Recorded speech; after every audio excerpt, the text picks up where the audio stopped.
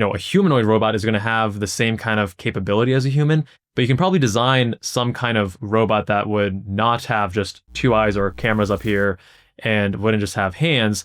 It would have multiple appendages, multiple different tools, and there's so many limitations with a humanoid design. Elon Musk says it's no longer worth it to even go to medical school because surgeons are going to be replaced by robots.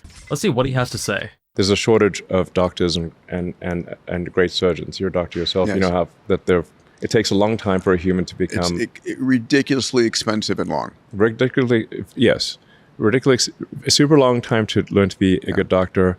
So more specifically, it takes 4 years of college, 4 years of medical school, and then 3 to 7 years of residency training, plus, optionally, additional 1 to 3 years in terms of fellowship to become a fully trained and board certified doctor or surgeon in a given specialty or subspecialty. And the cost associated with that is roughly $1.5 million for the college, for the med school, and for the residency, which is also subsidized by the government through Medicare. And even then, the knowledge is constantly evolving. It's hard to keep up with everything. Doctors have limited time. They make mistakes. And you say, like, how many great surgeons are there? Not that many great surgeons. When do you think Optimus will be a better surgeon than the best surgeons? Optimus is their humanoid robot. How long for that? 3 years. 3 years. Okay. Yeah. And by the way, that's I'd say 3 years at scale. Yes. All of a sudden, there'll probably be more Optimus robots that are great surgeons than there are all surgeons on Earth. Elon Musk, very smart guy. Love him or hate him. Very polarizing figure. We're not going to get into politics, whether you like him or not. Doesn't really matter for this discussion. He does tend to have very aggressive timelines. And with regards to his promises of full self-driving, as an example, I think he was promising that since like 2015, 2016, something like a decade ago. Every single year, we're still not quite there, right? So I find it highly improbable that in 3 or 4 years, we're going to have widespread humanoid robots replacing surgeons, but more on that shortly. And the cost of that is the capex and electricity, and it works in Zimbabwe. The best surgeon is in the villages throughout Africa or any place on the planet. Yeah, where do you think it'll roll out first? Not the U.S., obviously. Here at the Gigafactory. Oh, you just do surgery in the... The reason they're saying probably not in the U.S. is because of the regulations that are associated with healthcare and such in the U.S. That is a big hurdle that any kind of technological advancement, including AI, some of my earliest entrepreneurial endeavors were in medical technologies, medical devices, and the whole regulatory process and getting approval in the U.S. is a multi-year, very complicated process just for one device, right? Let alone a humanoid robot that's going to be doing a bunch of different things. But that's an important statement in 3 years' time. Yeah. Because medicine, I'm not like absolutely certain, but I'd say if you say like 4 years, I'd be absolutely If it's 4 or 5 years, who cares? Again, even 4 or 5 years is very aggressive because to have these things actually in hospitals, actually treating patients, actually doing things, the big issue is risk. So the reason why full self-driving, even when you go in a Tesla vehicle right now, you experience full self-driving, which is not actually full self-driving. That's just the marketing name for it, I guess. It's 90% there, right? But going from 0 to 90% is a whole lot easier than going from 90 to 100%. Because the 0 to 90 is getting most of the fundamentals right, but those edge cases, the complexity of driving on the road, unpredictability, roads aren't always going to have proper lanes, you have to use judgment, drivers aren't always predictable or law-abiding, et cetera, that last 10% is very, very difficult to get. Now, surgery is far more complicated than just the road, because now you have things like limited vision, you have anatomical variations, you have different types of procedures from previously that now add further complications to the anatomy and scarring and things like that. When things go wrong, and things do go wrong in the OR all the time, you need to use quick judgment, quick risk assessment, and then solve that issue in real time. It's still an incredible statement to make. I mean, good for humanity, right? All of a sudden you demonetize... Okay, here's the thing to understand about like humanoid robots in terms of the rate of improvement, which is that you have 3 exponentials multiplied by each other. You have an exponential increase in the AI software capability, exponential increase in the AI chip capability, and an exponential increase in the electromechanical dexterity. The usefulness of the humanoid robot is it's those 3 things multiplied by each other. I find it also highly unlikely that, again, Elon Musk is into robots and AI in a far greater depth than I am. So what do I know? I just find it highly unlikely that the robots that will be either augmenting or displacing humans are going to be humanoid. Like, why have the robot in this limited human form factor? There already are many devices that assist surgeons in various types of procedures that are not humanoid, right? Because they're specialized for certain things. Now, a humanoid robot is going to have the same kind of capability as a human, but you can probably design some kind of robot that would not have just 2 eyes or cameras up here and wouldn't just have hands. It would have multiple appendages, multiple different tools, and there's so many limitations with a humanoid design. Why would we restrict the best possible robot for surgery in a human form factor? Right. Then you have the recursive effect of Optimus building Optimus. Right. And then you have the shared... So you have a recursive, multiplicable, triple exponential. And you have the shared knowledge of all the experiences. Is that That's literally fast. Optimus building Optimus, or is it because Well, not right now, but will be. the physical humanoid form factor building the humanoid form, as opposed it's a to von Neumann machine. Yeah. I love that. But the von Neumann machine is usually something kind of like this shape, making something else this No, it's shape. just in principle, it's simply a self-replicating thing. I think we'd all appreciate if Peter and Dave let Elon elaborate on his other points rather than jumping in here. Do you know what the number one question you ask a surgeon when you're interviewing them?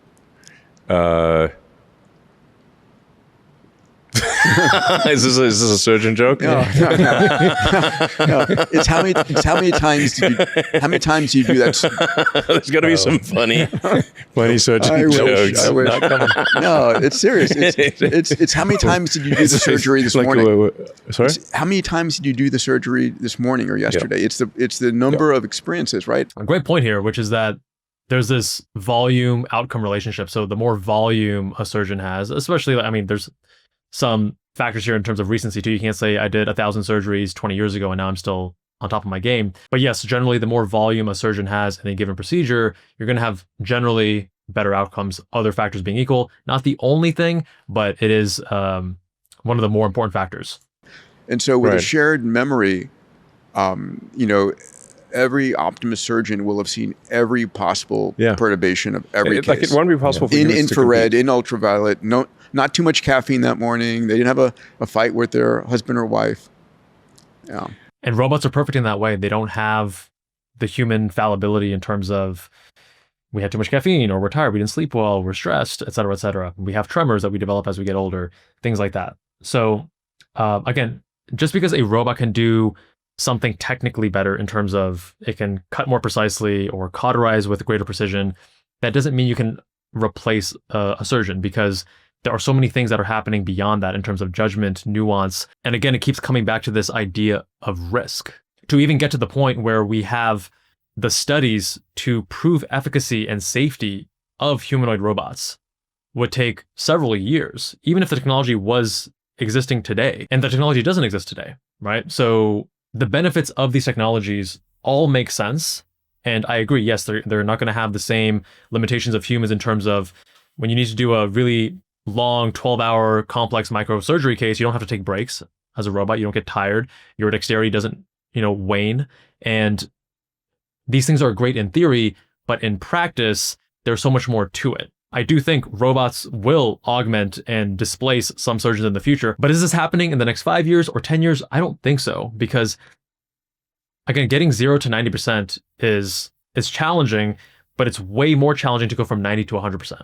And to really displace and replace surgeons, I don't think we're getting to 100% that soon. Extreme precision. Yes. 3 years. Yes. Better than any, probably, I'd say if you put a little margin on it, better than any human in 4 years. Who's in plastic surgery. By 5 years, it's not even close. So what about the simple, there's a million of these things to figure out, but who's going to have access to the first Optimus that does far, far better microsurgery than any surgeon on Earth, but you've only manufactured the first 10,000 of them? No, how do you dole it out? I don't think people understand how many robots there's going to be. Yeah. Well, there's got to be a window of time where Saudi, there are you said 10,000. 10 billion by 2040. You still on that path? That's a low number. A low number. Wow. What's the constraint? What's the... Because if they're self-building, metal. The constraint is metal. Yeah, or lithium. Or, Yeah, you got to move the atoms.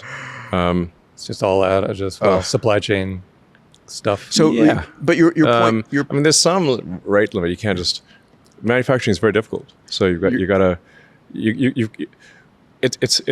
multiplicable, triple exponential, but you still need to you still have to climb that. Selling hope once again. I think your point was medicine is going to be effectively free. So this is a really common thing that comes up where a lot of the futurists will talk about how doctors are getting replaced, and people will say, well, if doctors are getting replaced, which is such a complicated job, then these other simpler jobs are going to be replaced first. And there's merit to that because those simpler jobs are easier to replace, but there's also less of an incentive. So there's a high degree of incentive to augment, displace, replace doctors because there's so much money in healthcare. And there's a lot less money going after cashiers. And we're already doing a lot of automation with, self-ordering on these little kiosks, that there also isn't as much money to gain there for these larger companies. Now, again, Elon Musk, love him or hate him, not the point of this video. He is undoubtedly a very intelligent person, and he knows a lot more about AI and robotics than I ever will, right? That being said, he doesn't necessarily know as much as maybe he thinks he does about medicine. And my friend Rohan Francis from the Medlife Crisis channel did a fantastic video back during COVID when Elon was discussing ventilators. And he made some leaps and some inaccurate assumptions and didn't quite understand how ventilators actually work. And Rohan did a great job of outlining that and explaining the process of how sometimes very intelligent people, such as Elon Musk, who are excellent in certain domains, can over-assume their competence in other domains. And I think that might be happening here as well. I think you combine that with his over-ambitious timelines that we have seen, whether it's the full self-driving or the Tesla Roadster or, Mars timelines, et cetera, et cetera. He's very ambitious, and it's great to shoot for the stars. But that also gives me caution to say, well, I think that this is also a very ambitious timeline. He's prone to ambitious timelines. And I don't think that telling people to not go to medical school because robots and AI is going to replace you is necessarily the right thing to say. AI already is augmenting doctors. It's not displacing or replacing doctors yet. Will that happen in the future? Yes, I think it will. But I don't think it's happening on a short time horizon. And also, surgery procedures are going to be one of the last things to go. The earlier things are going to be more algorithmic decision making, right?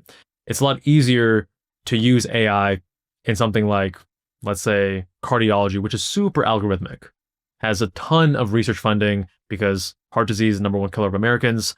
And there's a lot of data and literature on how to manage a patient with given risk factors. And even there, I think AI is sometimes a lot better than certain cardiologists. I'm battling my doctor's PCP and cardiologist to try to get her on some better medications. They're just not up to date on the latest in terms of Lp(a), ApoB, PCSK9 inhibitors, family and genetic risk. It's again, medicine 2.0 versus medicine 3.0, which we discuss in other videos. So yes, I do think that those doctors that are not educating themselves, not trying to be at the cutting edge of medicine and keeping up to date with research and trying to provide better and better care for their patients, I do think that they are going to be displaced sooner than other doctors.